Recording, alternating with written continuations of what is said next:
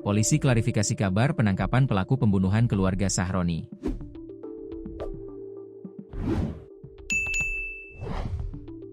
Pihak kepolisian buka suara soal kabar penangkapan pelaku pembunuhan satu keluarga di Indramayu.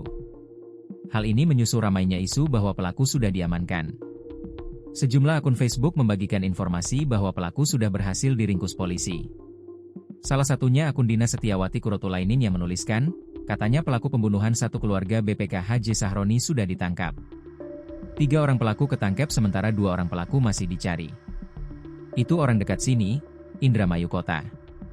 Semoga secepatnya ditemukan semua dan dihukum seberat-beratnya.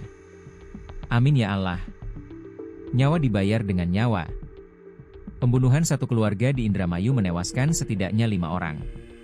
Kelimanya adalah Sahroni, 75, Budi, 45, lalu Is, 40, dan 2 anaknya yang masih berusia 8 tahun serta bayi 8 bulan.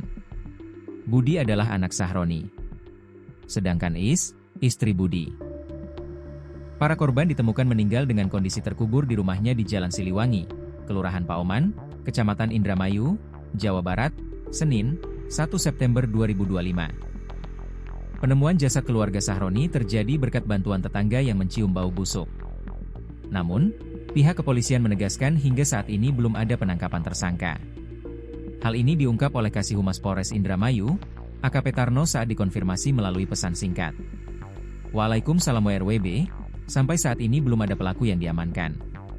Kami sedang dan terus melakukan pencarian pelaku, ujar Tarno, dikutip Tribun Jabar, Kamis, 4 September 2025.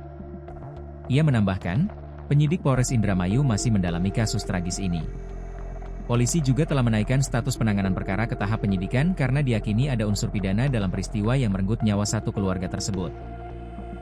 Sampai saat ini update dari pengembangan kasus perihal meninggalnya 5 orang dalam satu keluarga di Paoman, tim penyidik meningkatkan statusnya ke penyidikan.